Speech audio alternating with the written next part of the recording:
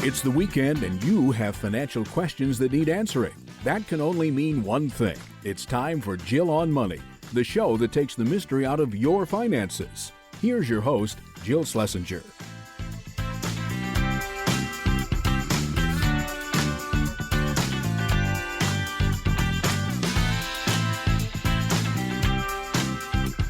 Welcome to the Jill on Money Show. This is the program that takes the mystery out of your financial life. If you've got a question, all you need to do is go to JillOnMoney.com and click the Contact Us button. Let's get things started. We're going to Therese from Buffalo, a city that is just gripped with Buffalo Bills fever. Right, Therese? Absolutely. And some snow to come, too. So what more can you ask for? I mean, you guys are loving that. You just want there to be like a snow bowl every single weekend. It's so much fun. Yeah, we're hardcore here. Obviously. Therese, what can we do for you today? Well, my question centers on if and when it might be a good idea to bring assets under management with a CFP for a percentage. And if so, what a reasonable percentage might be. Okay. So just basically, when do I hire an advisor, essentially, right? That's right. And my circumstances have changed in the sense that a little bit of background, for most of my adult working life, I've managed my own investments online with a brokerage and a Roth IRA. But my circumstances have changed in the sense that I was the beneficiary of an inheritance, and which is quite a bit more than what I'm used to managing. Okay. And I'm wondering at this juncture in my life if it would be wise, so that I shepherd these funds well, to have some more advice, especially because part of the accounts are inherited IRAs. So I will have to take RMDs over the next few years of quite a substantial amount. And so that's my situation right now. Wow. Well, I'm sorry for your loss, whoever left you this money. Let's talk about kind of where you stand right now. So an easy one. You ready for your big first question? I'm ready. Take a deep breath. Great. How old are you? 45. See, that was so easy. Are you single, married, partnered? Yep, single. Okay. And you're working full time? That's correct. And how much do you earn right now? About $107,000 per year. Okay. And do you use a retirement account through work? I do have a New York State deferred comp retirement account. It sounds to me like when you say New York State deferred comp account that there's also going to be a pension. But tell me, how much is in the deferred comp account? $147,000. And will there also be a pension? Yes. Yay! How much will that be? It could be anywhere, depending on when I retire, between $30,000 and $70,000. So okay. So you're 45, so you're young, and before you had this inheritance, were you thinking like, "Hey, I'm going to gut it out for 20 more years"? Like, what were your thoughts before this inheritance? Sure. I'm in a good place right now, so I feel like pretty secure in what I'm doing and enjoying it. That being said, who knows what might change, but I'm probably in it for the long haul. Okay. Regardless of the inheritance. Correct. Okay. So when you say the long haul, is that 60, 65? What does that mean to you? I would probably say 60. Okay. And at age 60, if you were to just keep doing what you're doing, does that mean the pension ends up being more like, 60 or 70 grand? Yes. So it would be graduated based on the years put in. Okay. So I'm going to just say 60 grand for the heck of it, just so I have a placeholder for you. How's that? Sounds great. All right. 60 grand at age 60, 147 in your deferred comp. Do you have other retirement assets? I'm not doing the inheritance yet. Just like what you came into pre-inheritance, Therese. Sure. So I mentioned I have a Roth IRA, 93,000. My brokerage account is at 136,000. And then I have some CDs at about 140,000 and emergency fund / bank account about 60,000, which I have to move some funds out of there, but I'm waiting to figure out what to do. Okay. Do you own your own home or do you rent?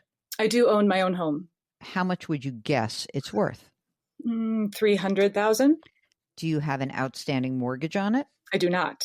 Oh, hello. Hello, Yeah. Therese. So I've been below my means as I've been hoping to do. Yes. That's great. And any rental property, vacation stuff, anything like that? Nothing. No, nothing along those lines. Okay. And no kids? Correct. Anyone depending on you, a sibling, niece, nephew, anything like that? No, it's really me. Okay. And so now tell us about this inheritance. How much did you inherit? Sure. So altogether, it's about $2 million. Wow.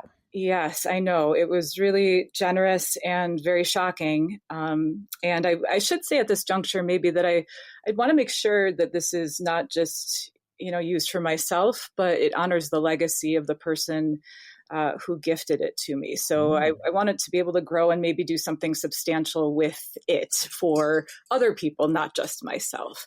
So that's so nice, but I really care only about you first. Well, I just wanted to put it out there. Yeah. I got you. So so 2 million, how much of that is inherited IRAs? Yes. So there are two accounts. So one is about 750,000 and the other is 75,000. Okay. So what that sort of, I think, means over the next 10 years is that I would have to take, if I take it over 10 years, would be about $80,000 per year in RMDs, I think. Yep. That's exactly right. It doesn't have to be all in equal parts. And it probably, considering that you're going to continue working, you might as well do equal parts just to kind of manage your tax liability a little bit, you know? So, if you said to me, well, I'm not going to work in 5 years, I'll stop working. Then we would just backload it. But you're going to keep working. And so that will mean that, essentially you'll be in the highest tax bracket of, let's say 24% is probably where you'll be in terms of a bracket. Okay. Let's see, you make 107. There's probably some income from other stuff.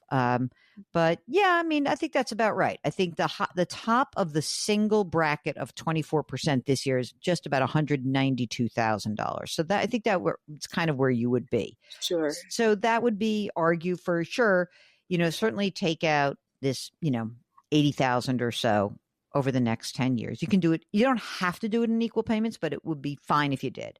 Okay. So we have 825. And so does that mean you have 1.175 in a brokerage account that you inherited?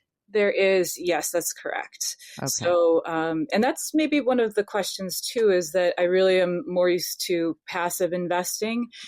So looking towards someone who can help me along the way to move some of these more actively managed funds into a more passive investing vehicle, which is what I think, more comfortable with.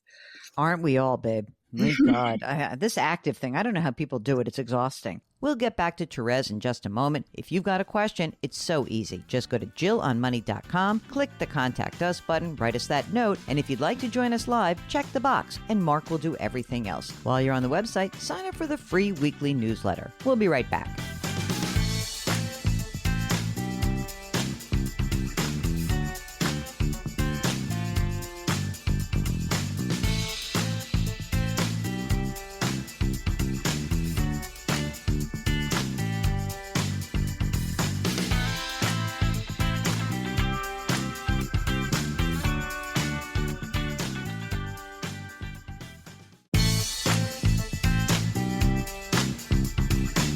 Back to Jill on Money, where Jill Schlesinger helps you take the mystery out of your finances.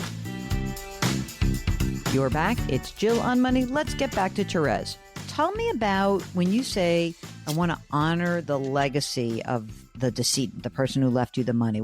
Tell me about the person. Like, what do we need to think about? Is this like a charitable portion of it? Like, how do you think about it? Yeah, I do think about it. I'm not really sure what this is yet in my mind, but something that would have to do with a charity or donations or scholarships or something along those lines. Okay, that's great. Here is the magic question. You say you live below your means. How much do you think you spend right now? I think it's about right now $3,100 per month. Stop it. Stop it. That's like nothing. Wait, shouldn't we spend more? You're an heiress now. So, well, and again, it's really about making sure that I'm just being cognizant of stewarding these funds well. Again, just not myself, but hopefully maybe someone else too, or other. Yeah. Too. Yep. It's very kind. Okay. Well, so putting aside the inheritance for one moment, which I know is silly because it's $2 million, but obviously you're in great shape. You are socking away money. You're living beneath your means. If you work for 15 more years, you'll have a pension. You'll also be entitled to Social Security, will you or not? That's correct. Okay. So you've got plenty of money, right? And you're going to be able to live however you want to live. And that's great. The extra money, are you the kind of person who could force yourself to spend a little bit more, enjoy life a little more or not? There are things that, I've wanted to do, like maybe a little bit more travel and so forth. Yes. Do it. There's nothing to worry about. I mean, you've got so much money now, and you're not going to even if we said, oh, you know what, it's not going to be $3,000 a month or $3,100 a month. Can you spend $5,000 a month? That's fine. You're going to be fine. Okay. You really are. Okay. So even if you said, holy smokes, I've never done this before. I'm taking a $15,000 vacation every year. Do it. Oh my goodness. Do it. Mark and I will help you. So now I think let's talk a little bit about how you feel about this money and how to manage it. I mean, yes, for all intents and purposes, there is no difference between managing $2 million as there is handling $200,000. That zero doesn't really change your outlook. Okay. Okay. Now, where is the brokerage account held right now? They're two separate entities. Meaning, your own before you ever yours. Mine is at Vanguard. And you like Vanguard? I've had some success, I think, in just kind of going with the formulas that I've read about in the past with Vanguard. What I feel like my deficit is in understanding how I might move, heavily traded stocks into something that's more of a mutual fund, and doing that with taxes in mind and all of that kind of thing. So that's where I think my big maybe knowledge gap might be. So the brokerage account, with the other brokerage account. So you've got your Vanguard, you've got mutual funds or exchange traded funds, right? That's correct. Very boring, very easy. You're like, great, it makes sense. Same thing with your Roth? That's correct. Okay, great. Now let's talk a little bit about you've got the inherited IRAs where you're going to have this $825,000. And one thing that you could consider is very easy is saying, you know what, I'm just going to roll that. I'm going to take those accounts. There's two accounts. I'm going to go to Vanguard. I'm going to title that as a inherited IRA. There'll be $825,000 in there. And then you can just allocate the money. That's easy because there's no tax liability on that. Okay. Right? So there's nothing you could blow out every single stock that's held in those accounts. You can go to cash, and then you can then pick, 4 or 5 different exchange traded funds and allocate the funds that way. The only thing with that account, and I'm not saying you have to do this, I'm just saying that in your Benny IRA at this $825,000, the only thing you need to think about is that, like, every year, I want to make sure that I start the year by pulling out $80,000 or $85,000 in cash. Okay. And so that you can take your distribution and have that done. Sure. You can do it right at like January 2nd, as far as I'm concerned. Okay. So that's kind of easy, that every year you would just make sure as you come into the year, hey, you know what I need to do? I got to free up my 85 so that I take my distribution. Easy peasy. Gotcha. Again, no tax liability in selling everything in that account, going to cash and starting over with Vanguard funds. No tax hit at all. All right. Okay. Yes. The tax hit is the $80,000 or $85,000 that comes out every year. Okay. That's taxable income to you, and it'll just get added. You will be able to say, I took $85,000, and Vanguard's going to send you a note that says, yeah, you took this money out, the withdrawal. Okay. That's kind of the easy part. It sounds like there's also a problem with this brokerage account, or there are a couple of brokerage accounts from the decedent. That's you correct. inherited. So of the 1.175 thousand, there are how many brokerage accounts for that? 2. Okay. And that's where you have a bunch of stocks, right? That is correct. Really actively managed stocks. Okay. And what is the date of the person's death? This was over the summer. Okay. So over the summer, what you need to know is that these accounts, it's as if you inherited this money. You were not on this account at all. This is an account that you inherited. So you will get a step up in cost basis. Does that sound familiar as a term? Yes, that sort of resonates with me, although I could use a refresher. Okay. So let's say the person who passed away, let's just call him Mark. Sorry, Mark, he just died. Mark buys all of this stuff in a brokerage account, like 100 different stocks. And overall, this total 1.175 million, he paid total of 300,000 for it. He just kept investing it. Mm-hmm. If he had sold it during his life, he'd have to pay capital gains, right? Yeah. But the way that the tax code works is that when you inherit an asset, you don't inherit their cost basis. You get a step up in cost basis to the date of death valuation. And so that means that what would be helpful for you in this process is these brokerage accounts, they need to provide you with the date of death valuation of this account, these accounts. Okay? Okay.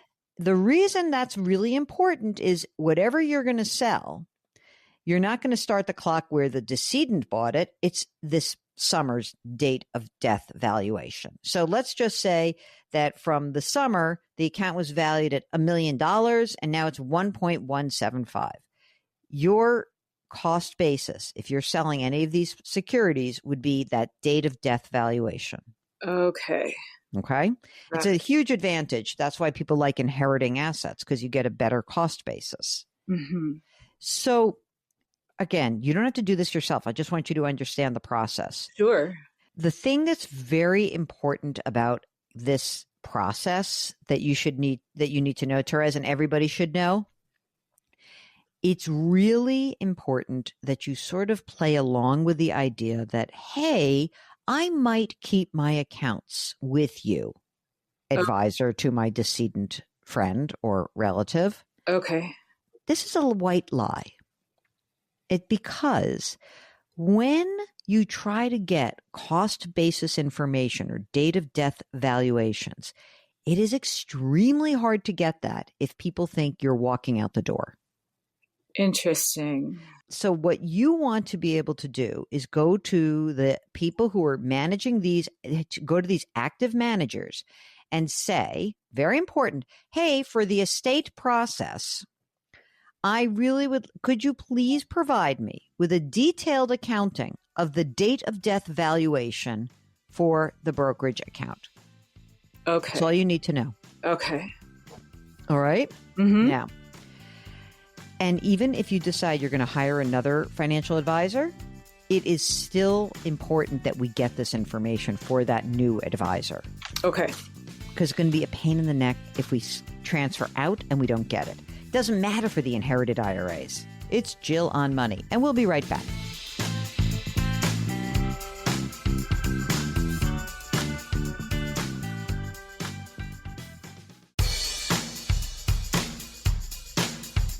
Do I invest here? Should I put my money there? Jill Schlesinger can help you. Back to Jill on Money.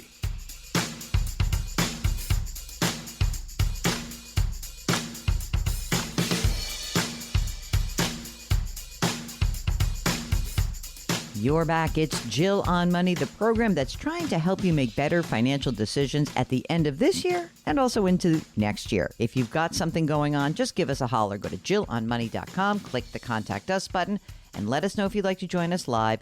Don't forget you can subscribe to Jill on Money Live just a couple more days to lock in that $35 fee to join us for 4 quarterly webinars next year. Okay, let's get back to Therese from Buffalo. It should not actually be so terrible, but if you want to hire somebody for this process of money management and financial planning, because you want a little bit of both. What it will cost you is if, let's say you say to somebody, I got $1.2 million. Maybe you want to handle just the brokerage account. Maybe you'll handle the beneficiary IRA. We'll see. It'll probably cost you about 1% of the money that's in that account. So that may seem daunting because it's like 10 grand. The other alternative is to try to find somebody who will help you with this process and maybe provide you with a one-time financial plan. Maybe you say, hey, you know what I'd like to do? I'd like you to pay you 10 grand for a financial plan for me, one time only, and I'll execute it. And you could potentially do that. Because obviously, if you hand the assets over for someone to manage, that money management issue, then there will be that 1% is going to be every year forever, for as long as they manage the accounts. Sure. So maybe a corollary question with that might be, is it reasonable to think that you could bring assets under management for a shorter span, like 1 to 3 years, and then take them back? Or is that a bad idea? No, that's fine. I wouldn't want you to go in telling them that. Sure.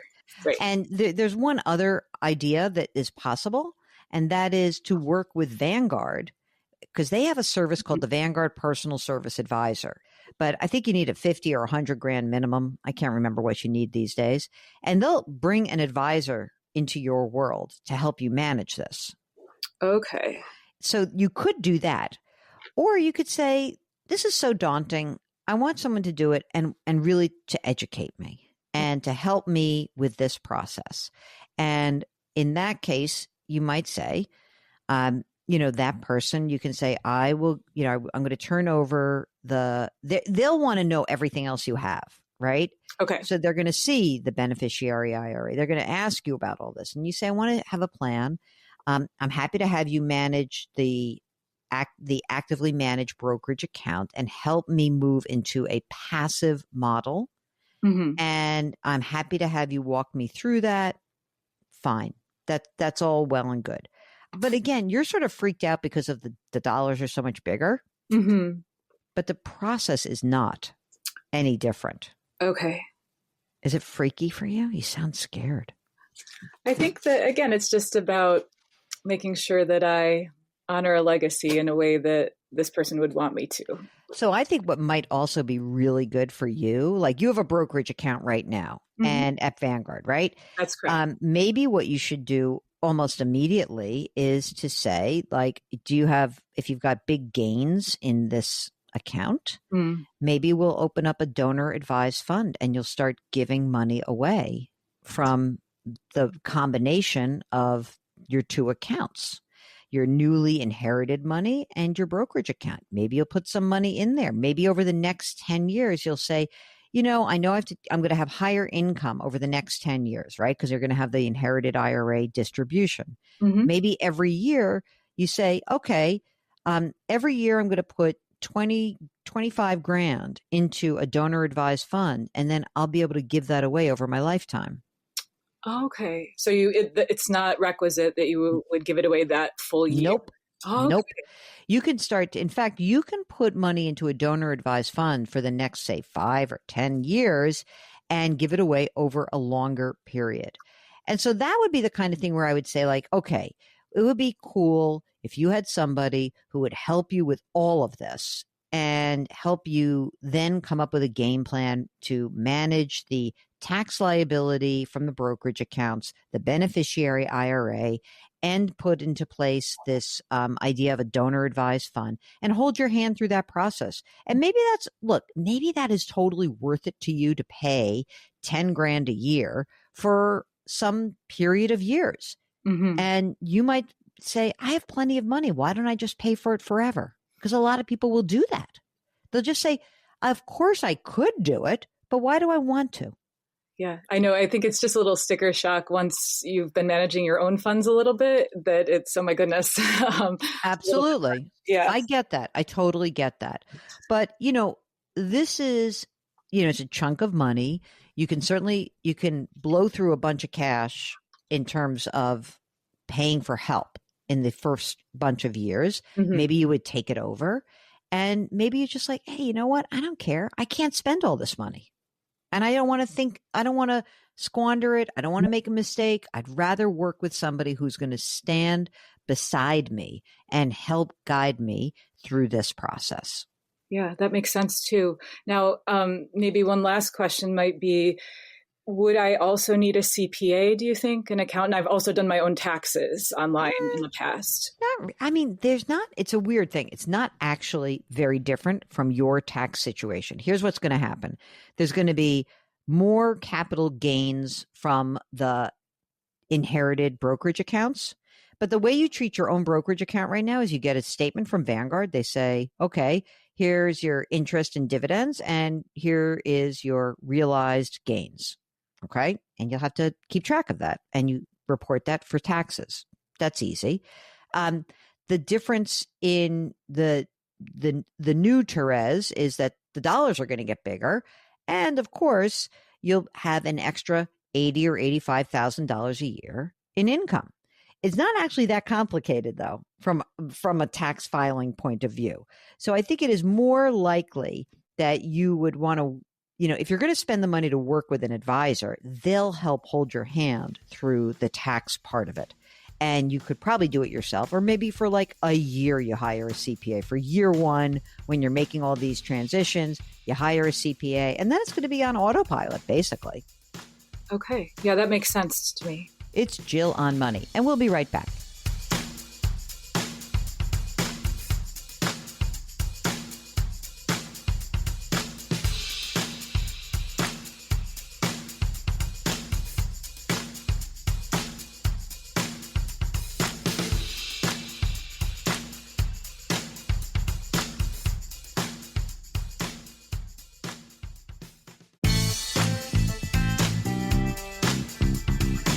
.401ks, IRAs, refinancing, she covers it all. Back to Jill on Money with Jill Schlesinger.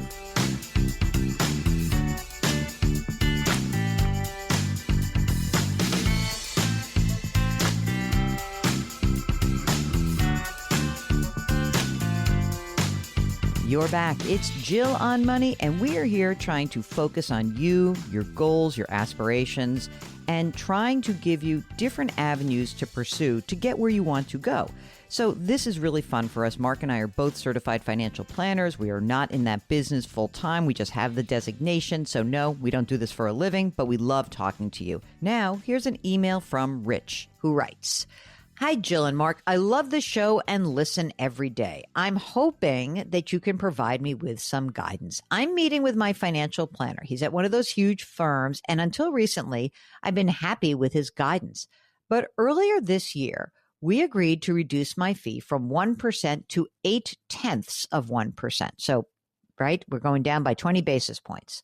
Since then, he put 15% of my IRA account into mutual funds.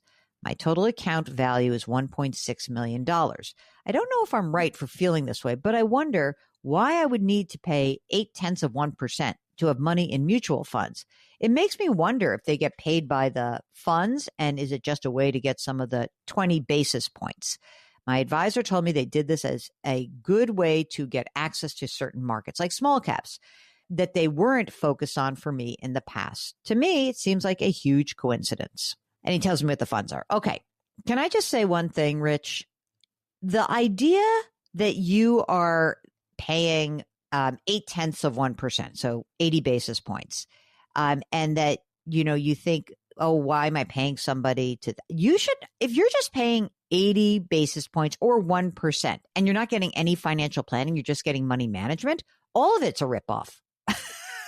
I mean, I hate to be so bold and pointing that out to you, but if this person is putting you into individual stocks, it's not like this man or woman who is managing your money is picking those stocks. They're putting you into something called a separately managed account.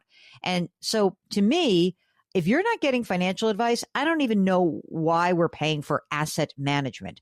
In fact, I would feel a lot better if you said to me, the advisor has me all in exchange traded funds with a cost of 0, and my fee has gone from 1% to 0.8%, and they're doing full blown financial planning. I'd feel fine with that.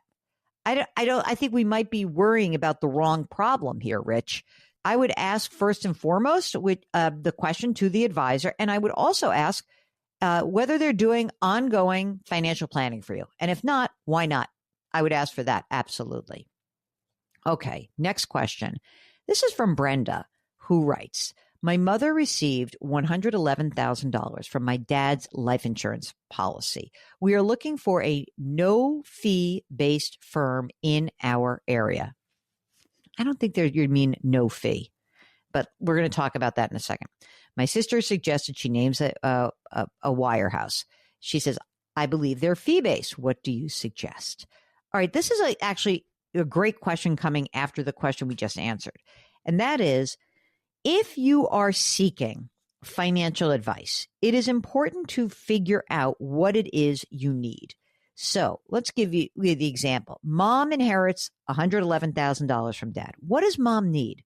Does she need asset management? Does she need someone to invest her money because she doesn't want to do it? Does she need financial planning? What is it that mom needs that what's the problem we're solving for? So there are 3 basic ways that people get paid for financial advice, right?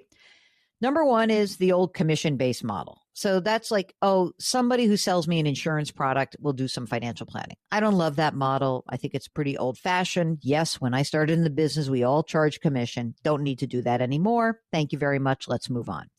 The second is an asset under management model, where somebody will charge you based on the total assets under management. So in the previous question, $1.6 million, 1% or 0.8%, that charge is called an asset under management fee. It is charged every single year. And usually in this day and age, as I said to the previous questioner, Rich, you wouldn't pay for that unless you were getting ongoing financial planning advice as well. The third way to pay for financial advice and financial planning is to get someone who charges a flat fee and takes no commissions, essentially someone who is a fee-only advisor, which is the National Association of Personal Financial Advisors. NAPFA.org has that on their mantra. We don't take commissions. We're not selling stuff. It is just a flat fee or some way to compensate people for the advice that they are getting that is not linked to a product or an asset under management model. But at the end of the day, for both Brenda and Rich, I think the question becomes, who is doing what? If you want to pay for advice, then you are absolutely going to have to pay some fee or flat fee. And it may be a lot more money than you think. If you want to have someone just manage your money, you're probably better off using a robo-advisor, whether it's with Betterment or Vanguard Personal Service Advisor or Schwab or Fidelity, whatever it is. That's what you would do. Otherwise, you're going to pay a fee. Either it's going to be a flat fee or it's going to be some other amount of money, like just a one-time planning fee. And then you're going to have to decide what of the service you need. So I hope that explains it for you, Brenda. Give me a shout back if you've got a follow-up question. If you have a question, just go to JillOnMoney.com and click the Contact Us button. It's the Jill on Money Show, and we will be right back.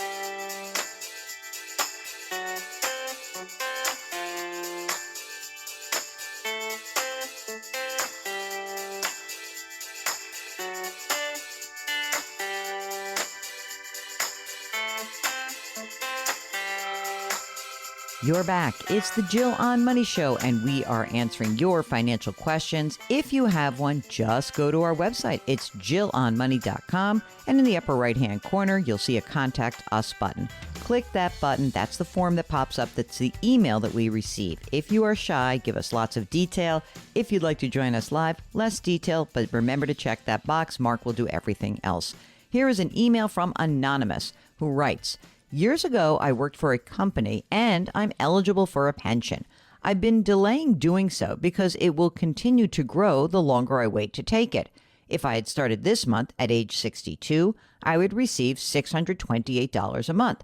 However, if I wait until 72, I would receive over $1,600 a month. How do I quote unquote value this like you did in a scenario recently where a person received $90,000 a year and you arrived at a $3 to $4 million present value of that future pension? Okay, without making you go get a financial calculator, Anonymous, here is kind of an easy rule of thumb to consider. For every $1 million that you save, you can safely withdraw about $30,000 to $40,000 a year without plowing through all of the money. So in your example, having a $1,600 a month pension, which amounts to about $19,200 a year, that would be the amount that you could withdraw safely from a lump sum of around $550,000 or $600,000. Again, this is a back of the envelope calculation. It is not the precise measure, but having a pension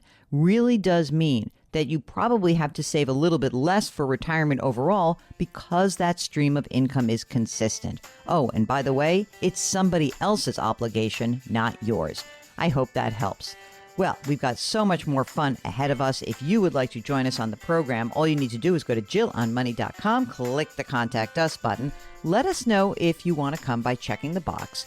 And don't forget to sign up for the free weekly newsletter. It comes out every single Friday. You're listening to the Jill on Money Show, and we will be right back.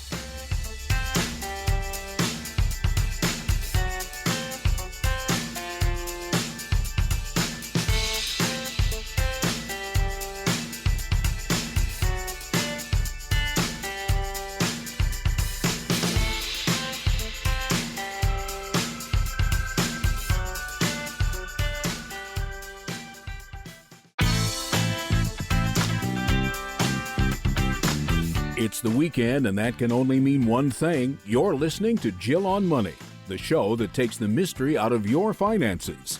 Here's your host, Jill Schlesinger.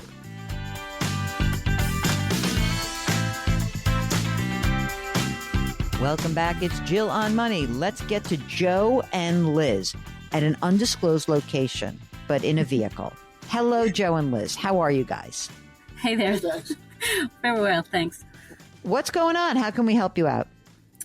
Well, we were hoping to get your insight on the situation we have with our son where he's just getting slammed with his student loans. He graduated from college a few years ago. His job, he's working full time. He makes about $55K, but his student loans are way over whatever that rule of thumb is about percentage of your loans versus what you're making. He's getting particularly killed with a bad loan that is, I say bad because it's the rates jumping all over the place. It's gone up to $15K in interest loans in just since he graduated. It's crazy. So the interest charges, I should say. So that one is up to $96,000. He's just feeling he's never going to get out from under it. Well, wait a second. Yeah. So how old is he now? 25-ish? 24. 24. He's making $55,000 a year. He's got one loan that's $96,000. And what's the interest rate on that? 10%. And this one is one. When I say this one loan, it's like one of, he's got two others that one's like a Sally Mae and the more of the government ones that are subsidized and unsubsidized and at lower percentage rates and more manageable. He can pick at them. What are those? Give me those two other loans. So I have just the rough number of 28,000 on one of them, 23,000 on another one, and they're each made up of, different little mini loans from each semester kind of thing. Is it like 6 or 7% on those? They range 2%, 3%, 6%, like on a particular one that might be like at 3,000. That kind Okay. All right. But it's the 10% one, which is, I bet, a private loan. Yep. Okay. Let's go back in time. And we don't have to relive everything, but I do want to understand the idea that he was borrowing all this money to go to some school. I presume, was this for a private school or public school? It was it was a state school that was not our state. So essentially way more than it Yep. would have cost. He didn't get into our state school. So, but this other one, 4 hours away, he was able to get in, and he just had his heart set on going to college like his 3 other siblings did. And he Oh really- my God, there's 3 other kids? Oh gosh. Here we go. Okay, so but did you okay, this is just like I don't want to go back and like belabor this, but did you say to him like, you listen, if you're going to go do this, you're on the hook for these loans. Like, we got 3 other kids. We can't do this. Yeah. Okay. So the other 3 kids, how old are they? 30 and 28 and 26. And are they okay? Like they Launched. Yeah.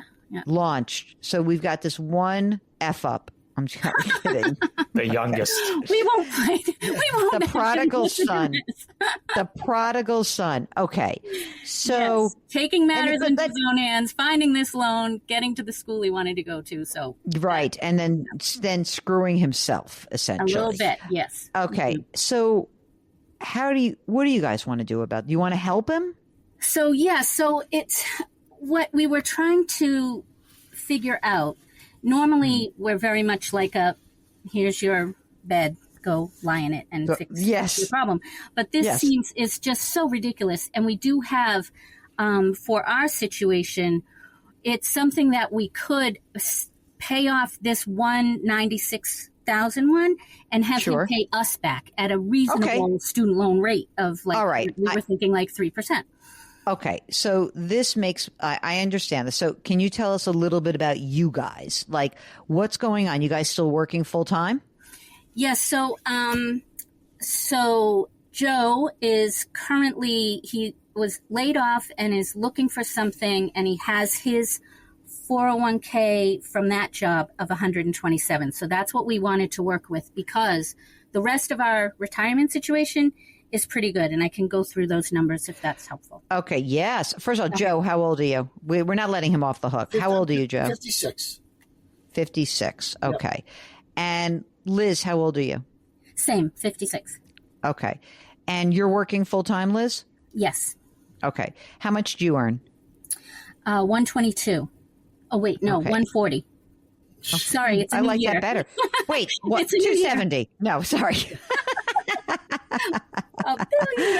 Are either of you guys entitled to pensions? Yes, I am. 20. Oh, tell me about the pension, Joe. At 64, $2,500 a month. Okay, pension at age 64, $2,500 a month. What else do we have that's been squirreled away for you guys besides Joe's 401k? Okay, so my 401k is currently at 1.6. Woo, yeah. Oh, sorry, that was me. And then I also, will have a retiree health plan at retirement that they did a like pension conversion just after I joined. So I'll get that. It's currently at 57. I have a HSA at 100. I also have a rollover from a previous job that's at 662. So Joe has a rollover from his previous job of 228. Mm-hmm. And then we do have a mortgage with a little bit left at $60K, and we have Parent Plus student loans at I think they're about at that same amount right now, 60. Okay. The mortgage, what's the interest rate on it? 4.875. Okay. And what's the house worth? 700. When you look at all of your spending right now, including, the Parent Plus loan, the house, living your lives, right? What do you think you spend on a monthly basis? About $8,000 a month. Okay. So what's the game plan on retirement for you? How long do you think you'll be working? We were hoping to, just like in the next 3 years, be done. Except that this damn kid's going to really, Exactly. I'm sorry. Okay. $8,000, you got a lot of money saved. I mean, you have a lot of money. Is there anything else in the Joe and Liz story that we should know about? Is there a second home, a rental property? Is there a desire to sell your primary residence and move somewhere else? No, we have like a vacation-y home that's in a family trust, so it's not something that we would dip into, but it's certainly something that we could always like vacation to. So we haven't really thought of like buying something else. Good. That's even better. So how do you feel about doing this for one kid when the other three kind of were, you know, like, do you have any issue around that? I should just want to point that out, that a lot of people, not everybody, will have like, oh, it has to be equal, but I like it's equitable, you know, like it doesn't have to be even Steven. Exactly. Equitable is different than equal, I think. Okay. It's not. He is going to pay us back. Exactly. It's not like you're giving it to unless him. we come to a point where we're like, well, we really don't need it, and you know, it's worked out fine. No, but then then it isn't equal or equitable. Right. It's Jill on Money. We'll be right back.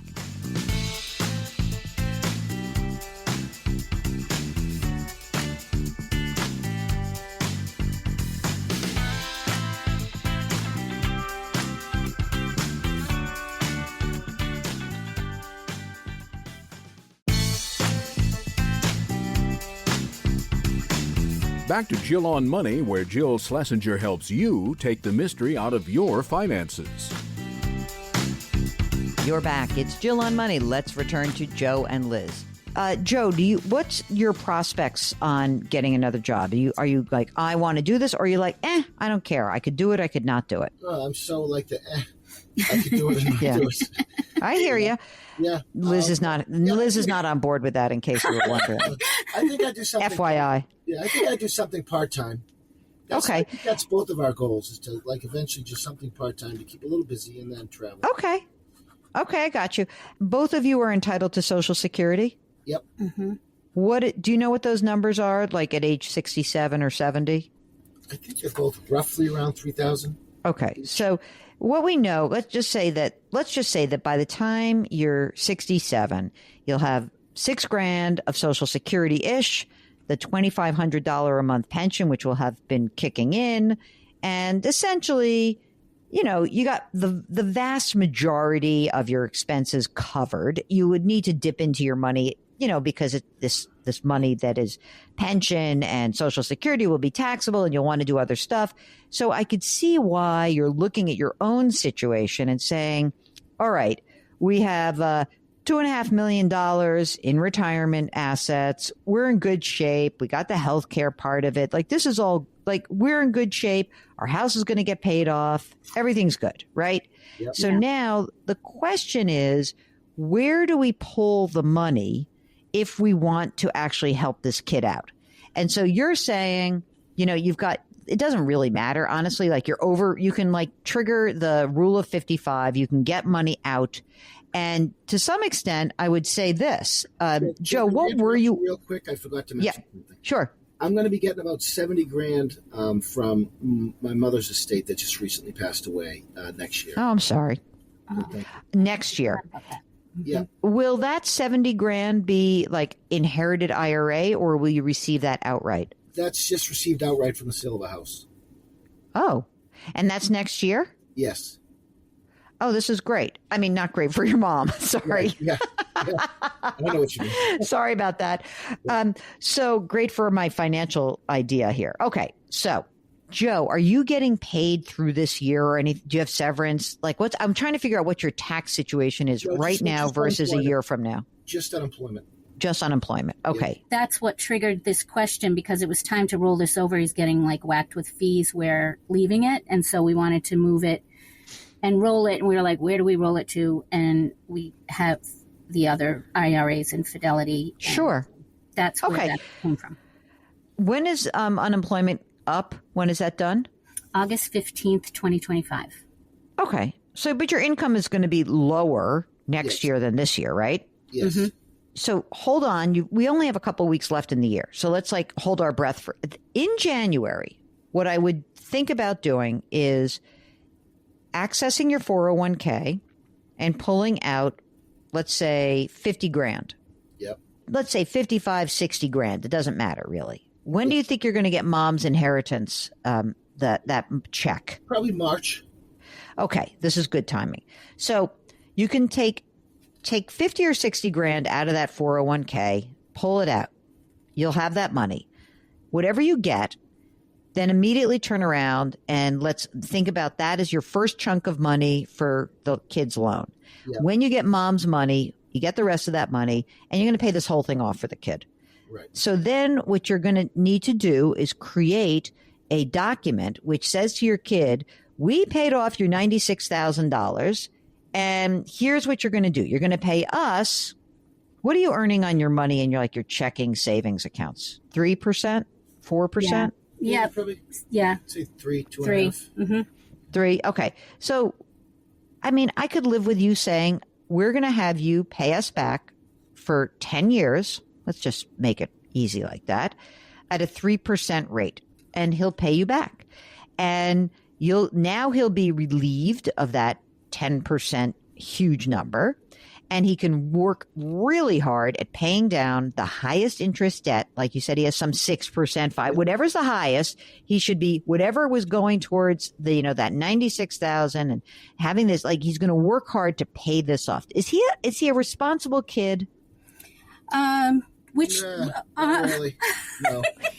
He's working on it. He's a work in progress. That's what we're trying to fix. Okay.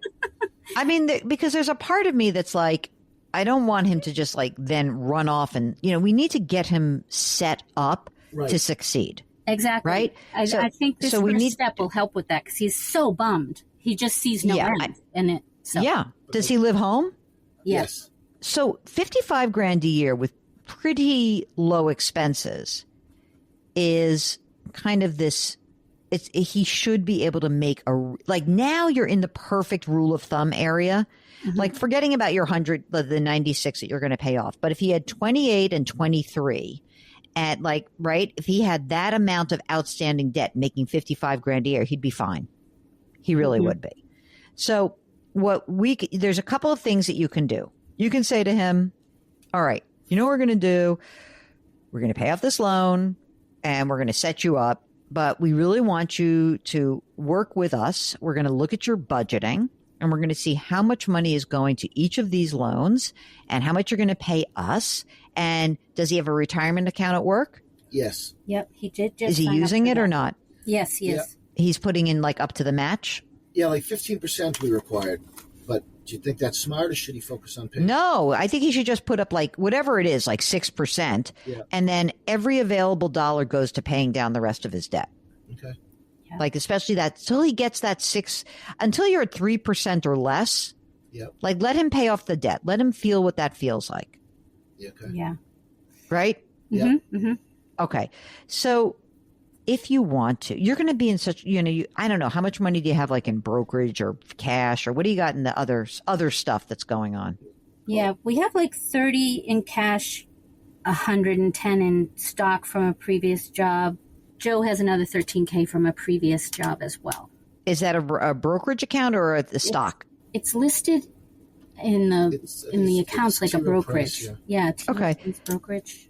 Your stock, your 110, just out of curiosity, is that in a single stock or just in an account with a lot of stuff in it?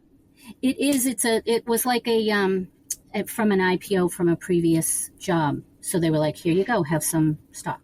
Oh, okay. So it's now in a single stock?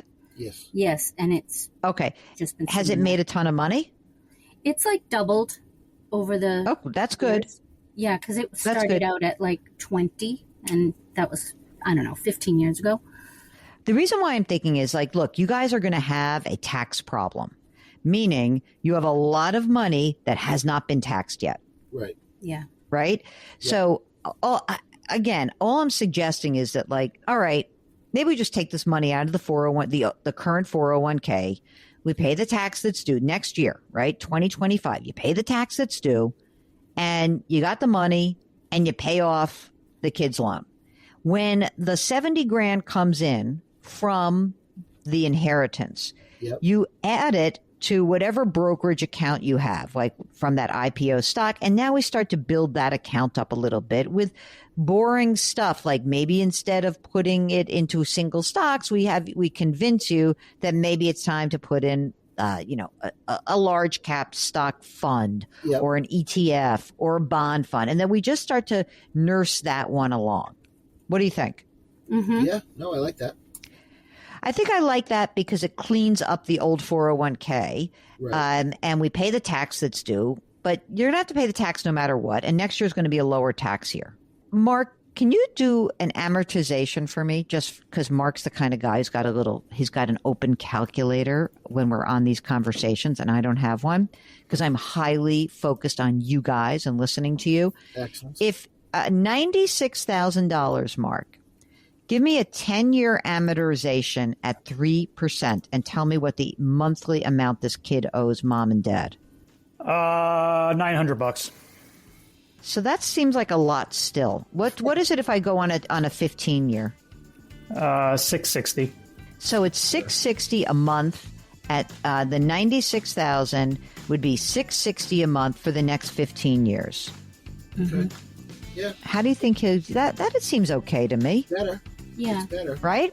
You're listening to the Jill on Money Show, and we will be right back.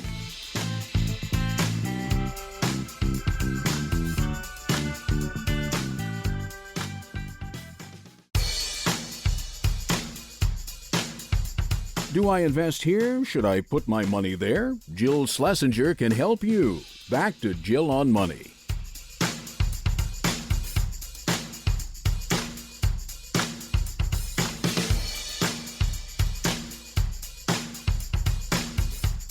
You're back. It's Jill on Money, and we are here answering your financial questions. If you've got one, just go to our website, jillonmoney.com, and click the Contact Us button. Let's go to Iris, who's on the line from New York City. Hello, Iris. How are you? I'm fine. Thank you so much for having me. Of course. What can we do for you? Well, I'm at retirement age, and I'm wondering when I should start to take my Social Security benefits. If the money that I have saved up for retirement is enough for me to retire on, what can I do to improve my situation? Oh, I love improvement. I love improvement. And how can I derive the best scenario, joy, delight from the money that I have so carefully saved? Oh, I that's my favorite part of your whole question. So let's go in this order. Let's go in the order of, let's see where you stand right now. So you're working full-time, Iris? I'm working full time. How much do you earn? I earn about $85,000 a year. I enjoy what I'm doing. I don't see a need to retire in the foreseeable future, i.e., the next couple of years. And I like what I do. Great. How old are you? I'm 64. Okay. So you're thinking you're going to work. Let's look at the end of next year for the heck of it, just for fun. Let's say you just worked one more year. Let's see how things stand. I already can tell you're nervous about this, so which must mean you have a lot of money already saved. So let's look at, just for fun, retirement in a year from now, December of 2025. Then you can do whatever you want, right? So you make $85,000 a year. And have you saved money based on that income? Do you have a retirement account? I do. I have, I have a 403B plan, which has about $355 in it. I have a traditional IRA, Yep. which is about, 30,000 of traditional IRA, and rollover is about 360. Wait a minute. So you have a 403B that's the current plan, and then another 350 in a rollover? Correct. Okay, got it. And the traditional is 30. Got it. A traditional Keep is going. 30, and I have a Roth IRA of about 5. Okay. How cute. Yeah. And so that's it for the IRAs. Okay. What about other monies? Do you have money that is saved in a brokerage account that you've invested, or in a savings, checking, CD? Like what's in the non-retirement bucket? I have about 10,000 in my checking account. Okay. About 175 in cash and short-term CDs, earning between 4 and 5%. Not for long. No, I know. 30 in I bonds and E bonds. Okay. Another 10 in a Vanguard brokerage. Okay. 10 in a Vanguard brokerage. Got it. And do you own or rent in New York City? I rent. Okay. And what's the rent right now? 31. 3,100? Yeah. So cheap. That's good. I got a good deal. I think I got a good deal. You did? A lot of people listening would think that's insanely expensive. Oh, no, but that's a good deal. In New York it is. Yeah, totally. Yeah. And all right, so I got all the retirement assets. I got all the non-retirement assets, right? Now, you said 100, how much in cash and CDs earning? 175? 175, yeah. That seems like a lot. Is it earmarked for something? No, it was mostly the proceeds of a sale of a home. Okay. And I just wasn't sure what to do with it. And I wanted to stay liquid because I didn't know whether I was going to purchase something else or perhaps make a pivot and move back to the UK. Wait, we're going to go to the UK. I'm excited. Hold on. Or Canada. So when you look at your income, your 85 grand a year, and then your spending, how do you feel? Are you okay? Do you feel like things are tight? What's going on for you? Well, I also have a small pension that about 10K per year that I draw from a job I did years ago. Okay. So 95,000. 95. So, and I put away the full amount, plus the supplement I'm allowed to for the IRA. And I don't feel particularly pinched. Okay. I live very modestly. I guess so. I mean, how much do you think you spend? 3,100 on rent. How much more do you spend every month, you think? The outside figure would be 3 per month, Okay. 3 per month. And I would say that takes in kind of everything over the course of a year. Some months it's less than 1,000 that I spend out of pocket. Wow. It's amazing. Mark's laughing. I You know. don't How laugh do you at- live in New York City? I mean, Mark is giggling and because, I mean, really, this is, for those of you who don't live in the New York metropolitan area or in a big city, some of these numbers might seem like really crazy when we're laughing about this. It's just hard to live in New York City sometimes. I have been speaking to a friend of mine who lives in Park Slope, and she makes a couple $100 grand a year. And she's like, I'm getting priced out of Park Slope. And so I think this is just the idea that people really have to pay a lot in rent, and then living a life in New York has its challenges and financial challenges. But you seem to be managing beautifully, Iris. Well, I think I'm stuck in the spending mode that I adopted when I first moved to New York City over 20 years ago, and didn't earn very much. And I think I've just kind of stuck to that. And there are a lot of free things you could do in New York. And of course, we're not short on public libraries, so you don't buy a book when you can borrow a book.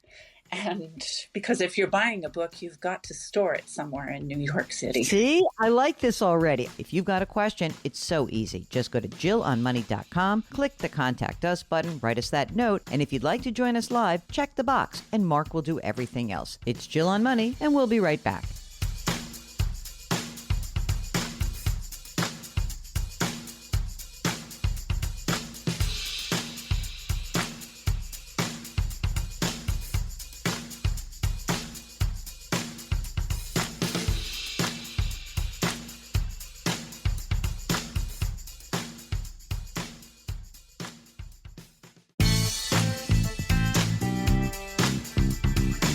.401ks, IRAs, refinancing, she covers it all. Back to Jill on Money with Jill Schlesinger.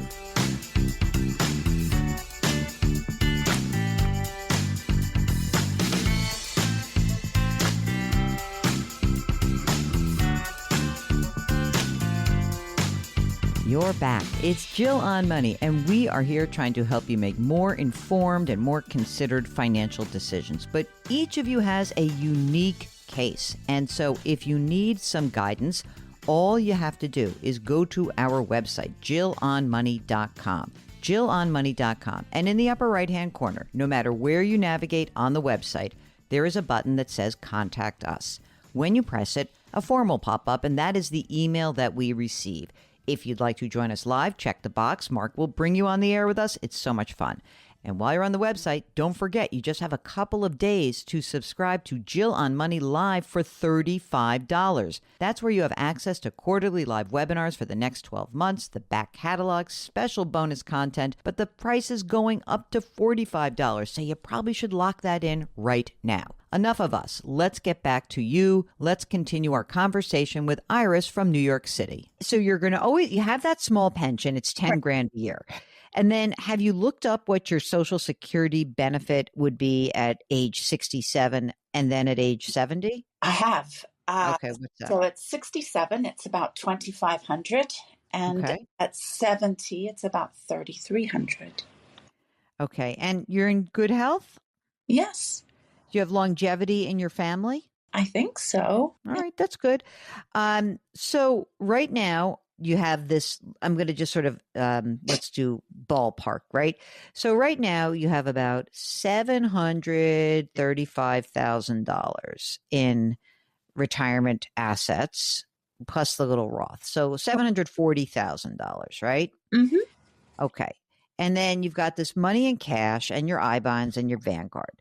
And when you said you maxed out retirement, are you putting money into the 403B or are you putting money into a Roth or a traditional IRA? What are you doing right now? I'm putting into 403B. Mm-hmm. I have a 4% match, Mm-hmm. but I also put in up to the maximum plus what's allowed The catch as up. the catch up. And then for the IRA, I also do the catch up to the max. I can't even believe this. You're putting away so much money. It's crazy. So it seems to me that there's no way in heck you are spending $6 grand a month. I get that some months you are, but there's no way you are. You're saving so much. So you're probably paying more, it would seem, just from, I can sort of look at a balance sheet and hear what you're saying, and you don't have any debt, right? No. I didn't think so. It doesn't seem to me like you're consistently spending $6 grand a month. So you asked the first question, which is sort of like, do I have enough? It seems to me that you have enough, because as I look ahead, you'll have at least, and I think I really want you to wait till age 70, but at 67, you would have probably about half of what you need from your Social Security benefit. And then, you've got that small pension coming in, and then you'll pull money out of your retirement accounts. And Mark, would you like to see Iris wait until age 70? I would like that, I think. But what do you think?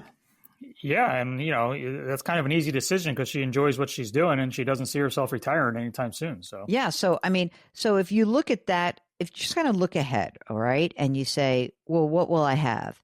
In income at age 70, you would have $3,300 from Social Security, about $800 from your small pension, so giving you $4,100, and you're almost 2/3 of the way towards your high end of expenses. With five more years of growth and contributions. Exactly. So, presumably, you could probably pull the trigger next year. If you like what you're doing, then I'd stay where I am. Now, I guess the only thing that is the little asterisk, Iris, is that if you were to move to the UK or Canada, would your expenses go up? No. No way. You're like, no way. Not even possible. Okay. Just not. No. Okay. Just checking. Yeah. London's a very expensive city. I think you're in great shape. So I think that you have enough. You have done a good job. I wonder if maybe you don't need to have so much money in cash, except that you still want to stay liquid if you were to make this move, right? Correct. All right. Well, look, at some point you may want to just take some of that 175 and push it into your Vanguard brokerage account, right? If you make when you make a decision one way or the other. Mm-hmm. Otherwise, the E-bonds and the I-bonds, they're fine. Are the E-bonds still paying interest? Yes, they are. They're let's see, there's going to double in, 15 years? Okay. So, All right, fine. Yeah. I think you're in great shape. I don't see any problem when you're like, can you do anything differently? The difference, I think I would say, is I would probably just put money into the match of the 403B, and otherwise I might just not max out the rest of that account unless you have a Roth option. Do you have a Roth option at work? No, I do not have a Roth option. So I would just put up to 4%. Then I'd put money into my Roth IRA. All right. And then the rest goes into the brokerage account. You don't need any more tax.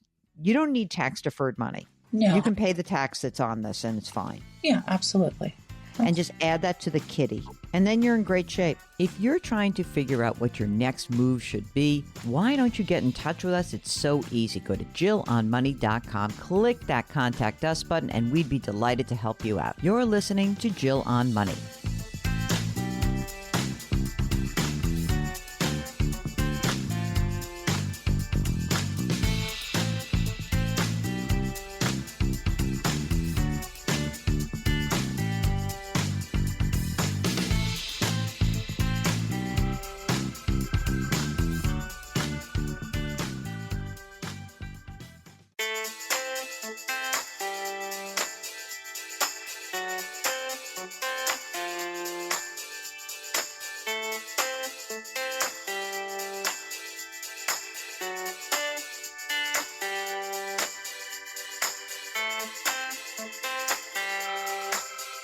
You're back. It's Jill on Money. And before we conclude the final show of 2024, you know we're always back to you. So this is an email from Laura, who writes, I have worked for 20 years for the same non-for-profit employer, and I'm entitled to a pension. However, we are undergoing new management with a new CEO, and there are talks about a merger. All of a sudden, everybody who is entitled to the pension received a cryptic letter asking if we would like a lump sum or whether we'd like to change it to an annuity. In the end, it says that the employer reserves the right to modify or terminate the plan. Need help, please. I was counting on this, and everyone is so confused. Can they do that? Are we guaranteed a certain amount? I'm just baffled and distraught. Okay, Laura, let's take a deep breath. Most employers that operate pension plans outside of municipalities or government have this option. They can change the plan. It's in the documents. What I think is happening is they're trying to consider whether or not to pay out whatever is owed to date and then to shelve the plan. And all they're asking you is, based on your tenure in the organization, on all those years earned, whether you would prefer to have a lump sum pension payout or whether you hope to have a stream of income. The employer does usually have this right, and it's not like a bait and switch. I know it seems nefarious, but this happens all the time. What I'd love to do is look at the actual offer that you've received and try to help you determine which is the better option for you. My guess is they're going to replace this pension plan with a contribution plan like a 403B. But again, let's see the impact on you and make the best decision that is in front of you. Okay, that's it. That's the program. I can't believe it. It's the 14th year of this show that we've just put in the can, and it is all because of you and your support, and we are so grateful for that. You can always find us at JillOnMoney.com. That is where all of our content lives. Our music is composed by Joel Goodman. Mark Talercio is the best executive producer and king of all things web in the universe. Please lift someone up. Change your work, change your wealth, change your life. Happy New Year. Thanks for listening. We'll talk to you next week.